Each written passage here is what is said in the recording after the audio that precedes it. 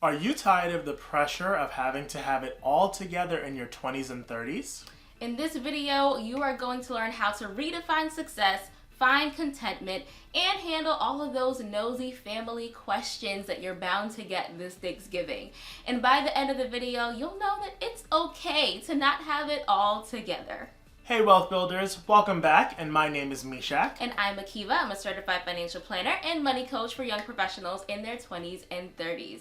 And we have witnessed a tremendous power that can come from letting go of the need to conform. And so we hope you get a lot of value out of this video.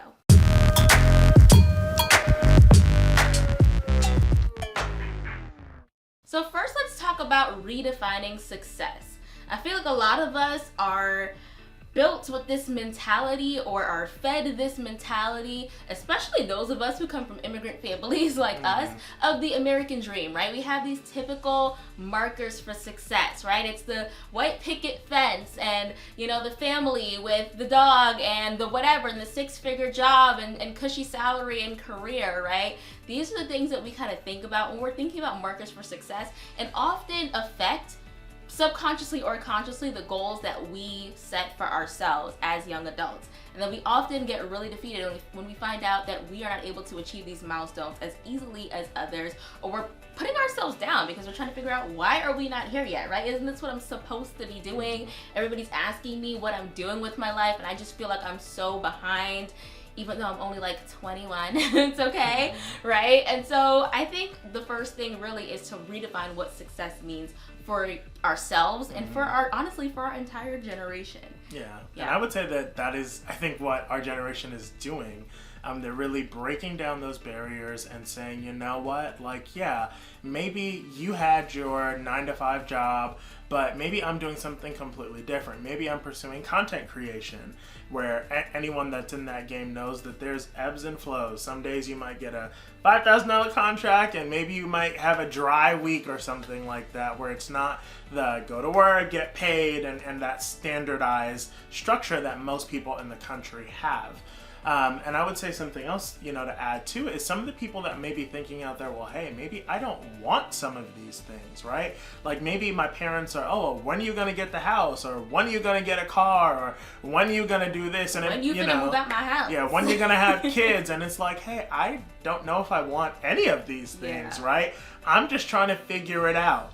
And I think that, you know, it's a good thing that we're doing is really asking questions like, do these things even make me happy, right? Am I just following a plan for my life that somebody somewhere has just been passing down for generation to generation as get the white picket fence, get the house, get the dog, where it's like, I don't even like dogs, I like cats. Why am I chasing all of this stuff when this is not what I want? I'm fine in my apartment.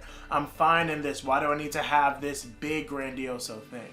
So I like that we're asking these questions and trying to get comfortable with our own skin as opposed to just going off of the same stuff that was fed to our parents that they've been trying to feed to us and accepting that as, well, this is just how you do life.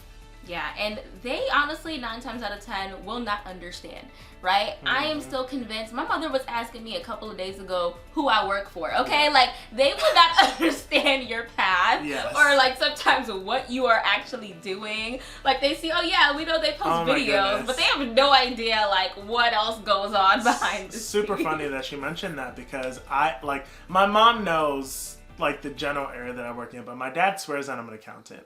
Like, oh, you work in accounts? Like, no, I am not an accountant. I am not an accountant.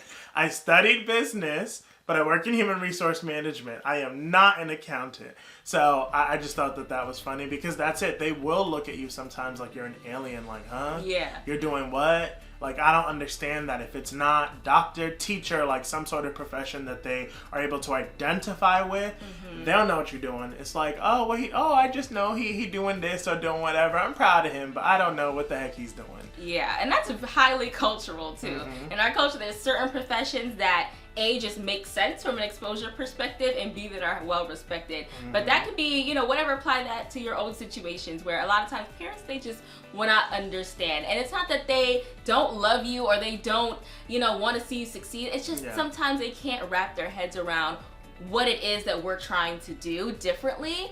Even the other day too, my mom's constantly asking me, oh, what about your pension? Mom, we do not get pensions anymore, right? Like, understand that, you are exposed to, both my parents work in basically government, municipal jobs. So they still have pensions at their jobs. But that is not the case for the 99% of the rest of us, right? It's every man for himself. We gotta save in our old 401ks, all this stuff that they just don't understand.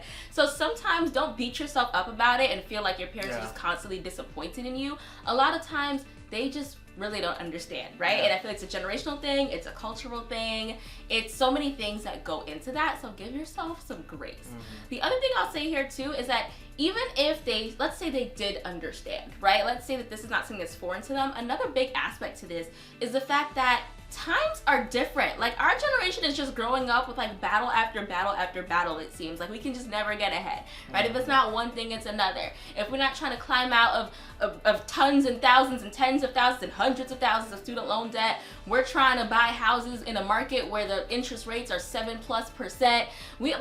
If you can even afford a little tiny box in a corner and call it yours, like, that's doing something in this day and age. Because it is ridiculous, right, what we have to deal with. We just came out of a pandemic, people getting laid off left, right, and center, right? And so I think it's part of redefining the success, right, and having that conversation, tie that all together, is being okay, right? We see so many more people being okay with, especially over the pandemic, had a big boom of van life, right? I'm like, I don't even need a house, right? I'm gonna buy my van and I'm gonna be content, or my tiny house, whatever it is. So just try to move away from those preconceived notions of what success looks like and really define it for yourself with intentionality. And I think that the reason why we have to do this, I don't think it's a choice at this point. It's not. I think that with our parents' and grandparents' generation, that there were certain things that were baked into society. That, okay, you come to work, you do this thing, you're going to be able to support your family. With us, I know people who, they make good money.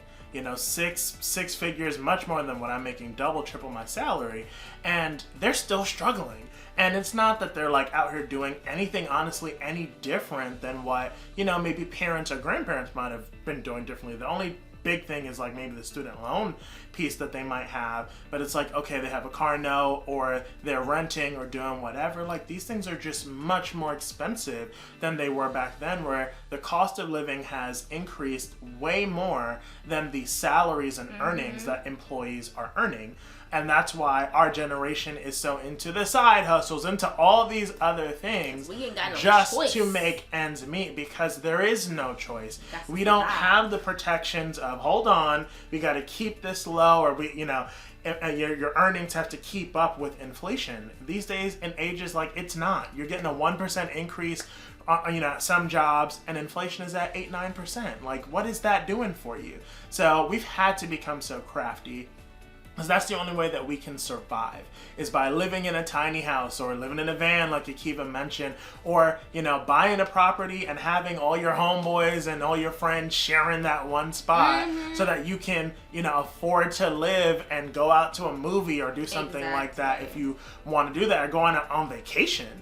These are things that for our generation are like musts. Whereas for our parents and our grandparents, they were probably nice to have. Now, if you enjoyed this video, you are going to absolutely love our webinar designed just for you.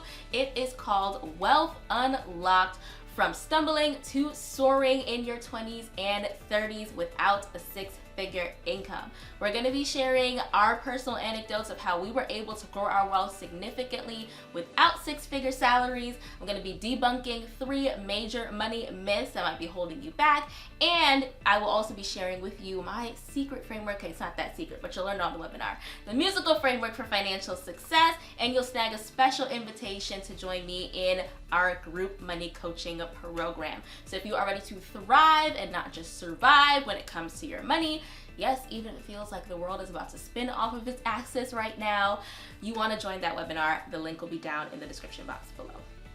And that leads right into the second thing, which is finding contentment, right? Finding contentment on the journey.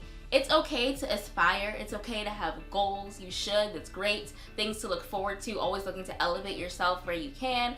But there is a level of contentment that we all need to have when it comes to our finances and the place that we are at with our finances. And understanding that money comes and goes. Honestly, money comes and goes. Life happens. Just when you think that you've made it or you have it, something else might be coming down the line and just swoops it all out in a snap, right? And conversely, you never know when your next check is around the corner or unforeseen blessing, right? And so you have to find contentment at some point in the journey, and that really helps to instill confidence and peace at the stage that you are at.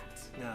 And I think that, again, just knowing what you want really is it. If you want that house and you get it, that's fine. You don't care that somebody else has a house that's 2 times bigger than you. It's like, hey, I'm comfortable where I am, or I'm living in my, converted Sprinter van. Like, I'm comfortable. The people who have their homes, kudos for them, but I know this is what I want. This is where I want to be. It allows me to do X, Y, Z. Like, I think just finding comfort and being confident in your own skin, that will really help you weather these storms, because there's always going to be someone out there that you look at and like, oh wow, they were able to accomplish this. Yeah, that's nice. Cheer them on, and if you want that, then go for it. But if it's not what you want, don't feel as if it's a competition. It's like, I know where I'm at, I'm cool, great for you, happy, keep it moving. So again, we're not demonizing having dreams, having goals, but just make sure they are A, your goals, something that matters to you, and B, being okay with where you are on the way to achieving that goal, and not rushing it,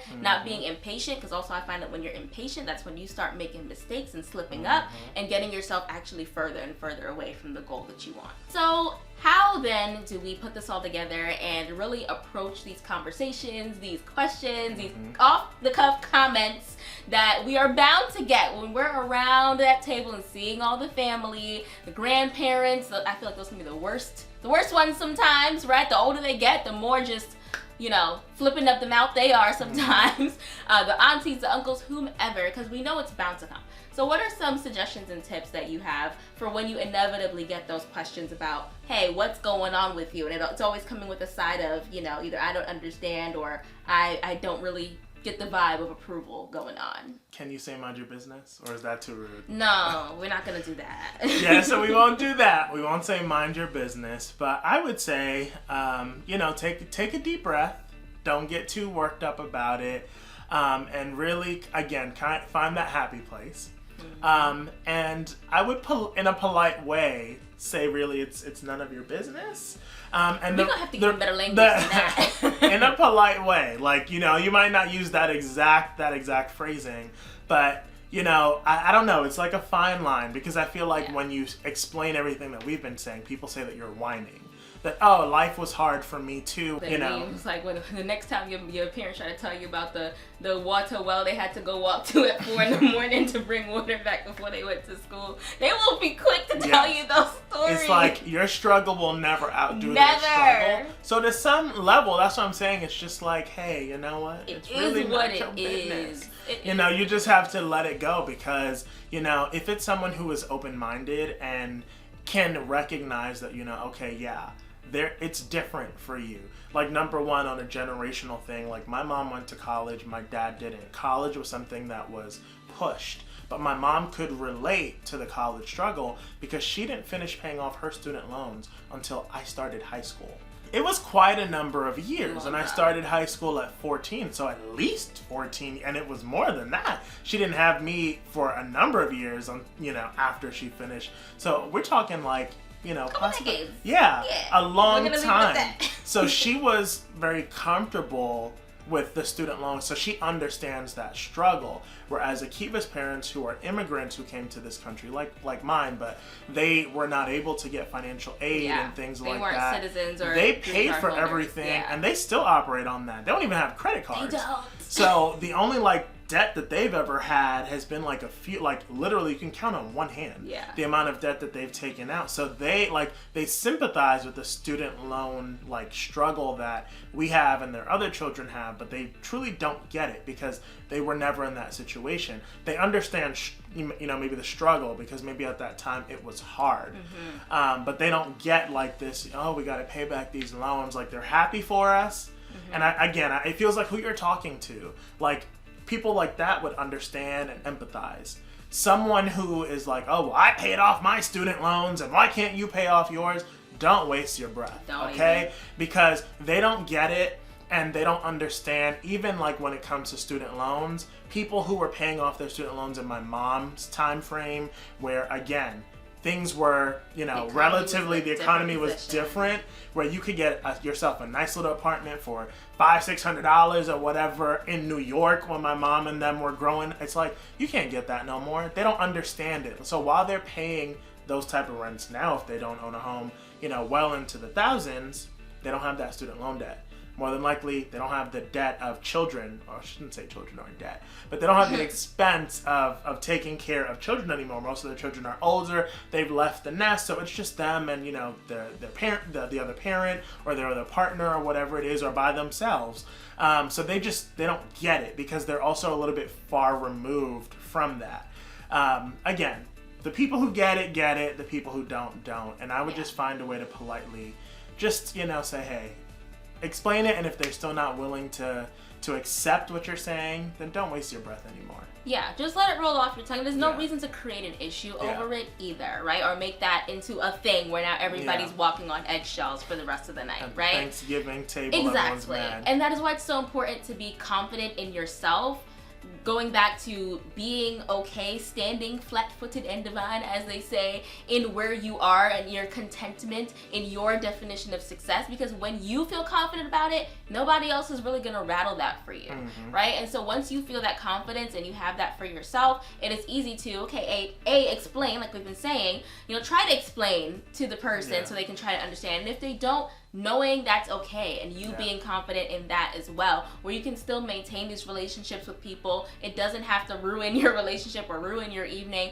There's just different ways you can go about it. Now, there's some people who definitely just say things that they should not be saying. And of course, it's up to us as adults to manage our own emotions, whether that means walking away for a moment, whether that means taking a breather, whether that means ignoring sometimes if you can, right? You have to know, your people, your family, and the different things that you think might work or be appropriate for each individual. But that is really what the source is once you feel that confidence, and that's really what it comes down to, is building that confidence in where you are and that contentment.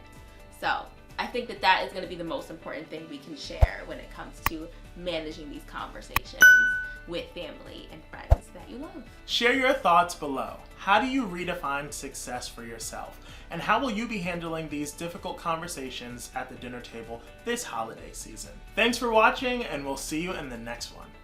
Bye.